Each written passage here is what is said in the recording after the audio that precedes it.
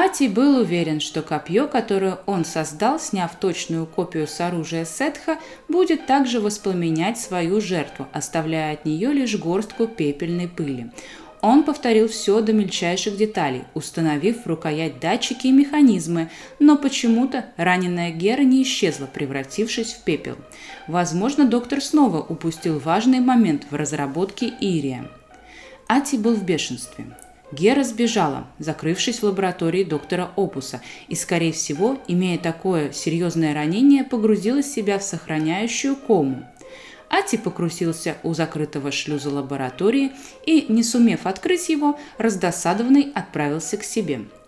Он предполагал, что Гере понадобится время на восстановление, и до этого момента он должен был придумать, как ее убить, чтобы она не проболталась кому-либо. Эта ночь не была настолько неудачной для главного доктора технологий.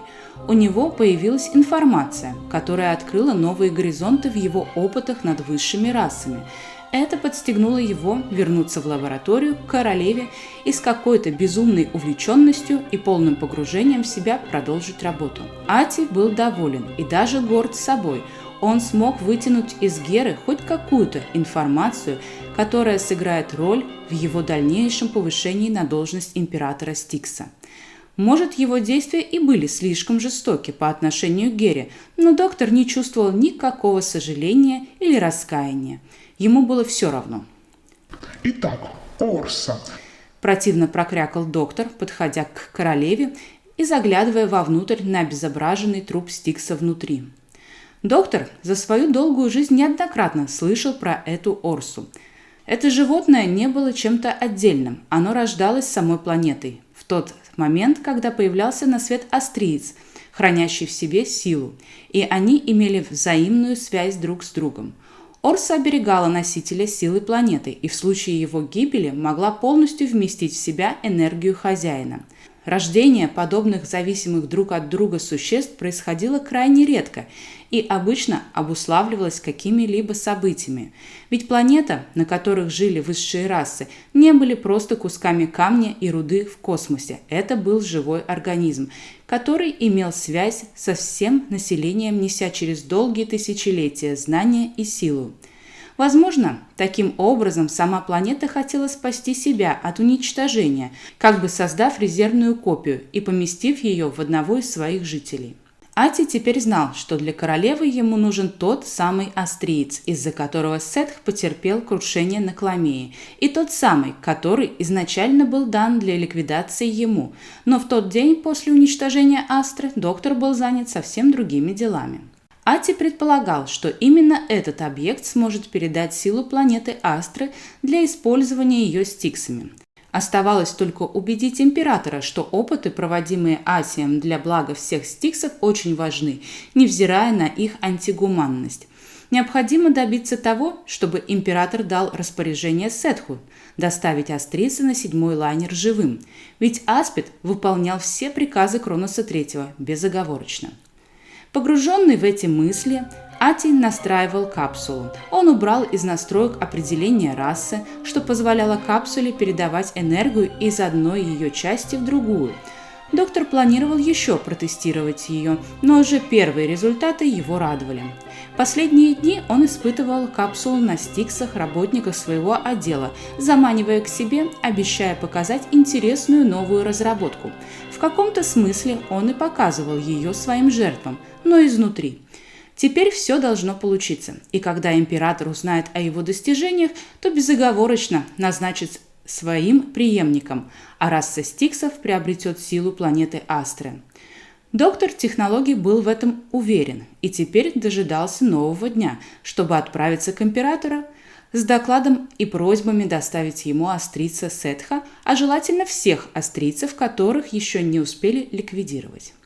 До утра он успел избавиться от уродливой мумии Стикса, которой он пугал Геру, вытащив тело и осторожно переместив в контейнер для испепеления. В этом контейнере он уничтожал уже не первую свою жертву. В нем побывали сотни люмийцев, стиксов и даже астрийцев. Он находил способы, давая деньги и благополучие тем, кто помогал тайком поставлять на императорский лайнер жителей разных планет. Но, конечно, доктора больше всего интересовали высшие расы. Ати не спал всю ночь и к утру, еще более бледный и дерганный, собрался к императору. Он взял свой чемоданчик, закрепил в рукаве бордового мундира складную рукоять копья Сетха и отправился просить у императора поддержки. Рабочий день в отсеке технологий только начинался, и все приходили на свои рабочие места. Ученые спешили, каждый в свою лабораторию. Ати дошел до приемной императора. Охрана его пропустила. Секретарь императора связался с Кроносом III, сообщив, что к нему пришел Ати, после чего высокие двери шлюза открылись, и доктор смог зайти в приемный зал. Кронос III сидел в кресле с высокой спинкой, расслабленно положив обе руки на подлокотники. Над парящим столом перед ним висела голограммная карта Пятой галактики. Ати покосился на нее и, обогнув стол, подошел к императору. «Доброе утро, мой император!» – заискивающе пролепетал Ати. Вы, полагаю, как всегда, пришли рассказать мне о работе в вашем отделе. Кто на этот раз вам мешает работать? Предположил император, переводя взгляд с карты на Ати. Император Кронос III, я прошу вашего участия в деле, которое сможет перевернуть все наши подходы в создании и ликвидации планет. Я слушаю. Сухо произнес император. Ваш подопечный Аспид Сетх. Ати постарался сделать на этом акцент. Уж больно он не любил Сетха, и даже сейчас он его попытался принизить. Ведет охоту за неким гражданином Астры. По некоторым сведениям, у этого объекта есть животное, астрийская орса, которая помогает ему не умереть. Я предполагаю, что он носитель силы планеты. И я бы хотел, чтобы вы распорядились, чтобы его доставили мне живым. Я создал прибор, который может забрать у него силу планеты, и, минуя различия ДНК наших рас, передать силу Астры нам, Стиксам. Тогда мы, как 1000 лет назад, сможем пользоваться энергией, которая угасла в нашей планете. Ати восторженно закончил, ожидая одобрения императора. Что случится со астрийцем тогда? Поинтересовался император Кронос III, хмуро посмотрев на Атия. Умрет, его тело иссохнет, но нам-то какая разница? Мы станем великой империей, не имеющей конкурентов во всех мирах. Ати, вы не имеете права таким образом уничтожать высшую расу. Все они должны быть ликвидированы. Это гуманный способ избавиться от всех граждан Астры. Нам не нужна сила планеты, чтобы быть великой империей. У нас, у Стиксов, есть все. Но то, что предлагаете вы, идет вразрез с законом 7 галактик. Пусть мы и уничтожили Астру, но мы не должны подвергать ее оставшихся жителей таким истязаниям. Нужно иметь честь, Ати, но вам, как ученому, это не понять. Вы пытаетесь ради своих открытий творить бесчинство и ставить любые опыты над кем угодно. Кронос III говорил громко, четко проговаривая, стараясь, чтобы Ати вник в каждое произнесенное им слово. Доктор побледнел еще больше. Он не ожидал от императора такой реакции. Он думал, что его идея будет одобрена, и ему развяжут руки. Он не понимал, чем руководствуется Кронос III, и не все ли равно, как умрет тот или иной астриец, если его смерть принесет Стиксам такую пользу. Внутри Атия все закипало, но Стиксов не так просто было вывести из себя, поэтому доктор быстро успокоил свой порыв эмоций. Не все ли равно, как умрет этот астриец, так он принесет куда больше пользы. К тому же, моя технология по извлечению силы планеты работает. Я провел столько опытов, и теперь моя капсула королева... Значит, вы уже не первый раз ставили опыты над живыми организмами и в том числе над высшими расами? Прогремел император, прерывая доктора, поднимаясь со своего кресла и нависая над Атием. Да, и я горжусь своей разработкой. Сдерживая порыв новых эмоций, спокойно произнес Атий. Доктор Атиус, я запрещаю вам продолжать работать над этим, иначе вы лишитесь всех привилегий своей должности, и больше никогда я не буду рассматривать вашу кандидатуру в качестве моего преемника. Атий искривился в гримасе злости и ненависти. «Как пожелаете, ваше императорское величество», – прохрипел он. Ступайте, Атиус, и больше не приходите ко мне с этим вопросом. Атий развернулся и стремительно направился к выходу.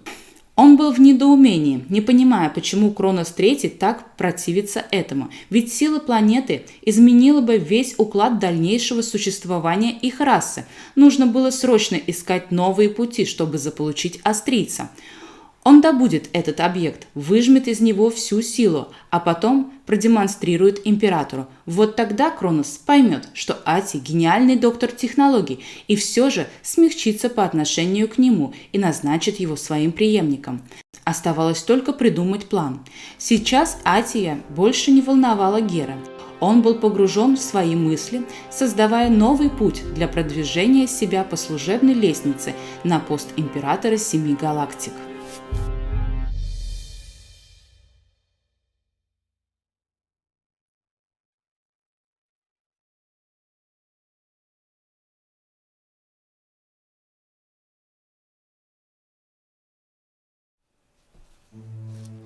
Прошло несколько дней, и полет завершался. На бортовом компьютере появилось оповещение, что через 3 часа Оксид войдет в орбиту Хумы.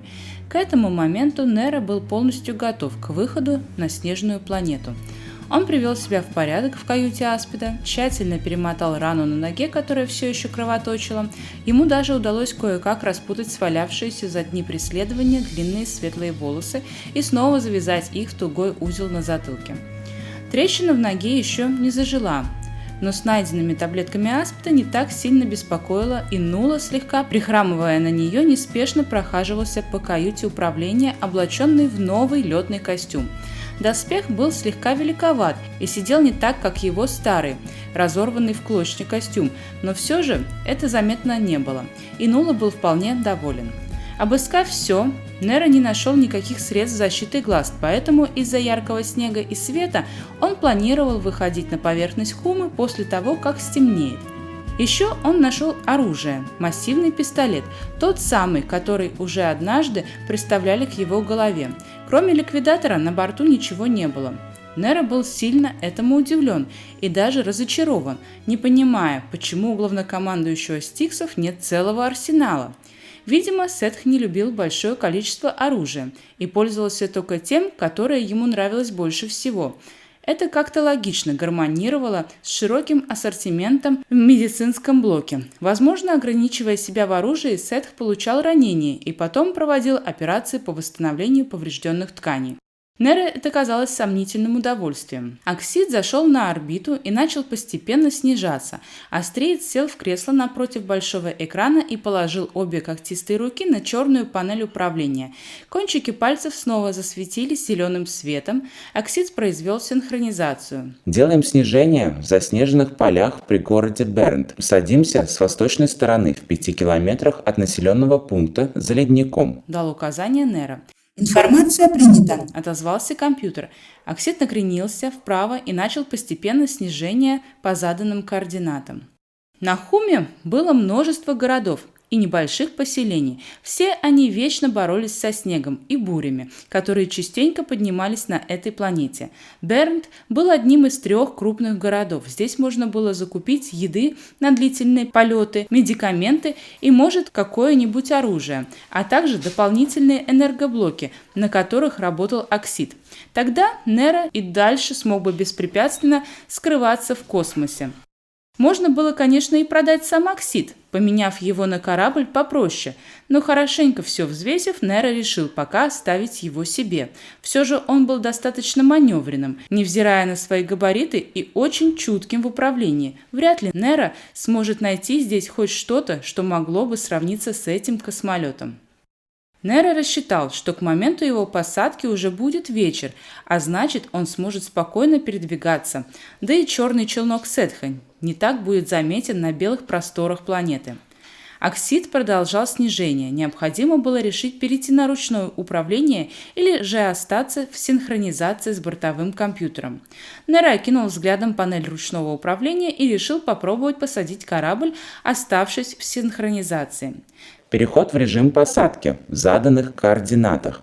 Нера хотел что-то еще добавить, как компьютер сообщил, что над Бернтом снежная буря и посадка небезопасна.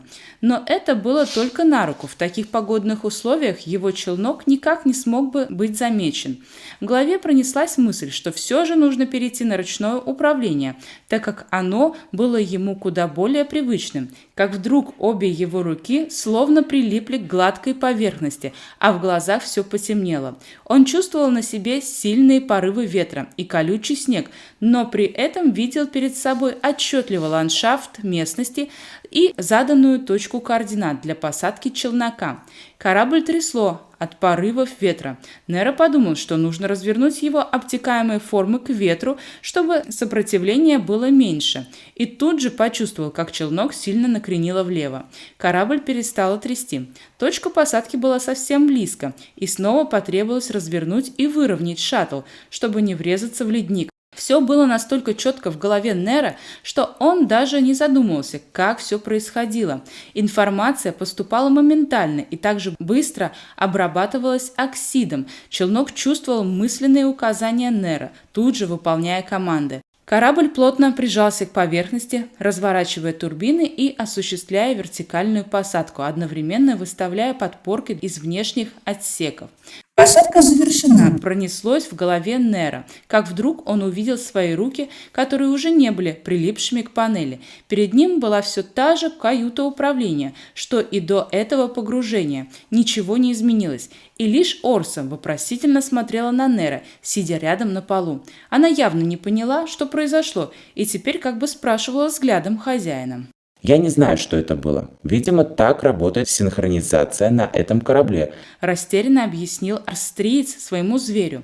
Это было очень странным ощущением, будто он провалился в другую реальность и даже какое-то время не мог прийти в себя. Нера решил не дожидаться, когда погода улучшится, иначе можно было бы потерять драгоценное время. Он накинул на себя старую и драную куртку, которую все же успела очистить от явных следов грязи и крови.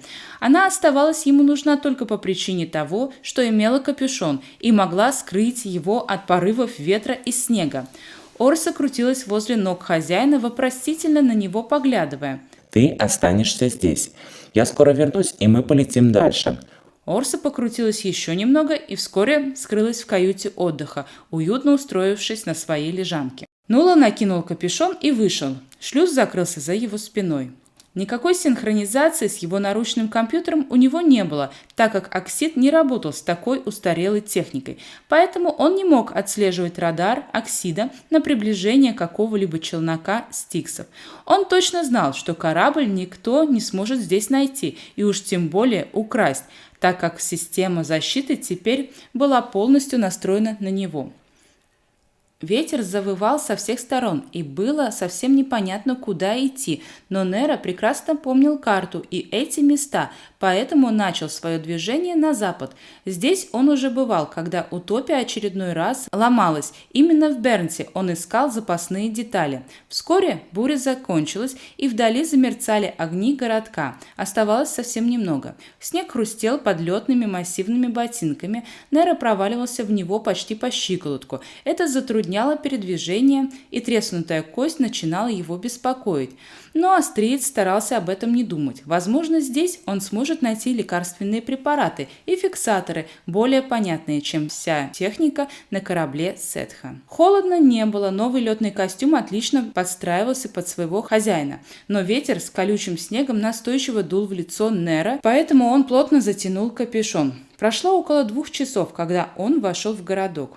Бернт начинался с небольших домиков, плотно стоявших друг к другу и таким образом формирующих что-то наподобие улицы. Снег засыпал их полностью, и было почти не видно самих домов, а только их крыши.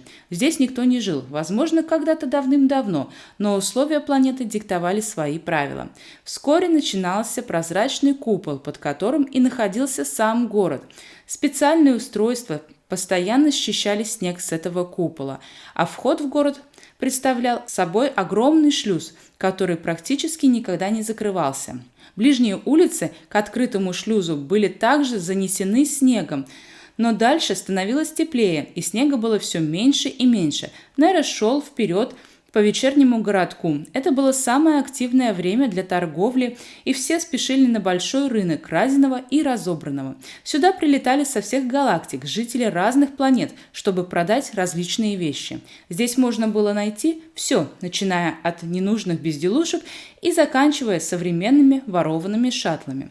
Неро отправился в тот район рынка, где продавали запчасти краденных космолетов. Вскоре он вышел на мастерские, в которых начал свой поиск подходящих энергоблоков. Находясь на Оксиде, он изучил их модель и теперь точно знал, что ему нужно. Не всегда энергоблоки были выставлены на виду. В мастерских приходилось спрашивать. Во многих местах продавцы просто качали головой, искривляли лицо в отрицательной гримасе и ничего не отвечали. У вас есть съемные энергоблоки для шаттла серии 2098А3. Неро зашел в очередную мастерскую. Она была небольшая, но кто знает, порой в самых маленьких и забытых всеми лавках можно было найти что-то особенное.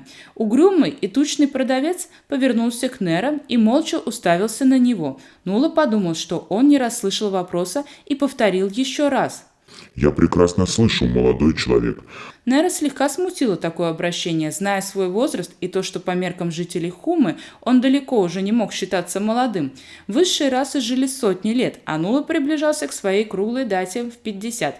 Для астрийца он был совсем еще юн, но это обращение он не терпел. Хорошо. Так у вас есть эти энергоблоки? Поинтересовался Неро. А вы хотите собрать челнок стиксов или вы имеете краденый корабль? 2098 – это военное судно стиксов, а серия А3 обозначает, что это третье поколение челноков.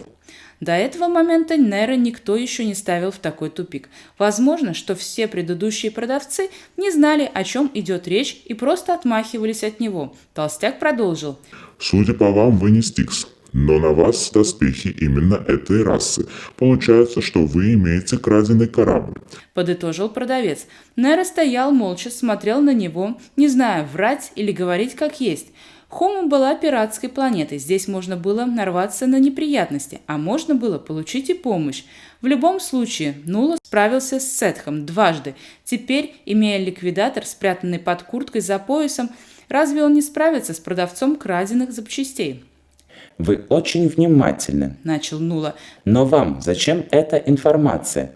Не люблю закон и правила, а стиксы всегда несли закон во все 7 галактик. Подытожил мужчина. У меня есть то, что вы ищете, но они для серии А1 должны подойти и на А3. Не думаю, что вы найдете еще где-нибудь что-то подобное. Нула вздохнул, пытаясь сообразить, стоит ли брать то, в чем он не был уверен, но все же решился. Я возьму. Сколько они стоят? У вас зеленые глаза и белые волосы. Вы австриец. Вопрос был не впопад, и Неро снова это смутило. Странная у вас манера вести деловое общение. Заметил он. Почему же? Вполне все логично. Я же сказал, что не люблю закон и стиксов. А вы австриец, и вы попадаете под закон стиксов по ликвидации. Но вы в доспехах стиксов и покупаете запчасти для их корабля. Смею предположить, что вы идете против закона. Скажите, вы убили хозяина корабля, для которого покупаете запчасти? Нет, еще нет. Но я надеюсь, что он сдохнет на дикой планете, где я его и оставил. Может, я все же оплачу энергоблоки? К сожалению, у меня не так много времени, если вы понимаете. Мужчина грустно вздохнул и удалился вглубь мастерской, ничего не сказав Неро. Австриец остался стоять один в небольшом ангаре, заваленном всякой всячиной. Тучного хозяина долго не было, и Нула начал волноваться. Он осмотрелся по сторонам, пытаясь найти хоть какое-то оружие, но его в этом ангаре не было. Послышался грохот, и появился продавец, неся в руках 2 небольших металлических корпуса энергоблоков. Вот, старые достанете за эти ручки, а эти также вставите в пазухи. Объяснил продавец. Денег с вас не возьму. Может, эти энергоблоки спасут вам жизнь, и ваша раса не будет истреблена. Неро не ожидал такого. Он просто стоял и смотрел на продавца, открыв рот. В этот момент он понял, что не все желали смерти Астри и всем ее жителям. И, может, все эти законы были удобны только для стиксов, но никак не удобны для обычных жителей других планет. Неро возвращался обратно, неся энергоблоки, прикупив немного еды, лекарств и жесткий фиксатор для раненой ноги. Оружие он не нашел на рынке в Бернсе. Видимо, нужно было знать, где и как его достать через местных жителей, а он таких не знал, да и времени особо не было. Неро планировал незамедлительно улетать с планеты, снова сделать гиперпрыжок и постараться замести свой след, чтобы Аспиду было сложнее его найти. Он вышел из города, и снова под ногами хрустел белый снег. Ветер стих, и белое поле было хорошо видно. Погруженный в свои мысли, хромая на левую ногу, которая к этому времени не на шутку разболелась из-за нагрузки на нее и окончившего свое действие обезболивающего, но он не заметил следы на снегу. Они были едва видны, но все же в темноте его глаза смогли бы спокойно их различить. Дойдя к тому месту, где был оставлен Оксид, и повернув за возвышающийся ледник, Неро в ужасе остановился. Группа людей в темной одежде была возле шаттла. Двое находились у входа на подъемнике. Они подключались через свой переносной компьютер к датчикам шлюза и явно пытались его открыть. Остальные же трое были возле шаттла. Они осматривались по сторонам, держа в руках оружие. Нула сделал шаг назад, скрываясь за выступом ледника. Требовалось время сообразить, как действовать дальше. Это явно были не стиксы, а простые воры. У него было оружие, которое могло бесследно уничтожить кого угодно. Только была маленькая проблема в том, что оно требовало плотного контакта с жертвой. Он осторожно опустил свои покупки на снег. Нужно было срочно что-то решать, не дать украсть его краденый космолет, но просто выйти к ним из-за ледника было весьма опасно, так как его могли убить, даже не дав возможности приблизиться. Неро в панике соображал, как ему поступить, но вдруг за его спиной раздались шаги, и Нула обернулся. Два здоровых мужчины с оружием направлялись к нему. В горле образовался ком, а сердце с бешеной силой шарахнулось о ребра. «Одно движение, и я выстрелю. Раздался хриплый голос одного из приближающихся. Подними руки, чтобы я мог их видеть». Неро как во сне поднял руки. Выхватывать ликвидатор было бессмысленной попыткой. Кажется, он нарушил все надежды Сетха на месть и последующее убийство. Похоже, его убьют здесь и сейчас, на Хуме. Второй мужчина быстро приблизился с левой стороны и обыскал Неро. Ликвидатор оказался в его руках. Оружие создателей, но он не стикс. Сообщил он первому, который по-прежнему держал Нулу на прицеле. «Что у него там?» – проговорил первый, подходя ближе. Энергоблоки и какая-то медицинская ерунда. Похоже, корабль краденый, но он знает, как его открыть. «Веди его к шаттлу». Второй, рослый мужчина, толкнул его в спину дулом оружия, которое держал в руках, и скомандовал идти к кораблю. Неро неуверенной походкой двинулся вперед, огибая выступ ледника и выходя на открытую площадку перед Оксидом, где остальные пытались вскрыть челнок. «У нас хозяин корабля, сейчас мы его откроем». Прокричал хриплый голос из-за спины, и его сильно толкнули вперед, давая тем самым понять, чтобы двигался быстрее. Двое с портативным компьютером, возившиеся рядом со шлюзом, на подъемнике быстро отсоединили провода, тянущиеся к датчику открытия, и отошли в сторону. «Давай быстрее, шевели ногами». Нетерпеливо крикнул хриплый мужчина. Неро и так шел быстро, как ему казалось. В голове метались мысли, но ничего на ум дельного не приходило. Он вспомнил, что в корабле осталась Орса, и теперь волновался за нее. Она могла не справиться со всеми этими вооруженными до зубов бандитами. Тяжелые летные ботинки застучали по металлическому подъемнику, когда Нула начал подниматься по нему, отдаваясь колким чувствам тревоги, беспомощности где-то в груди.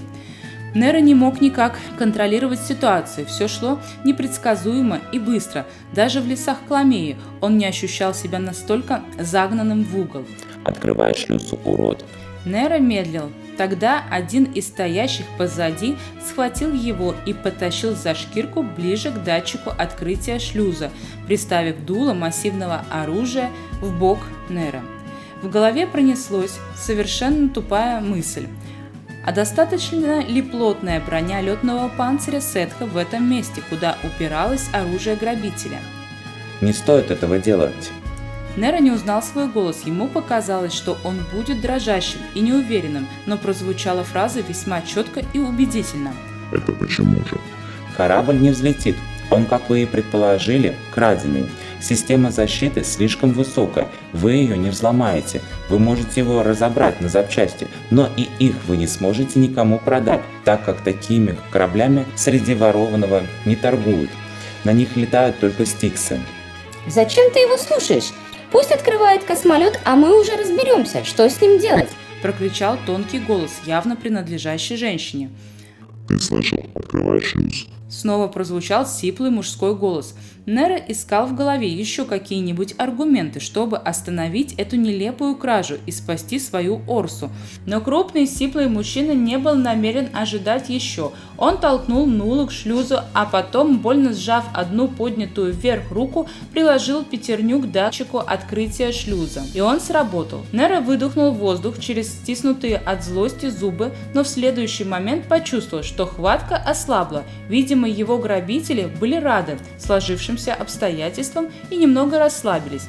Неро сделал рывок в сторону, разворачиваясь к крупному мужчине, который до этого момента держал его на прицеле и попытался выхватить оружие.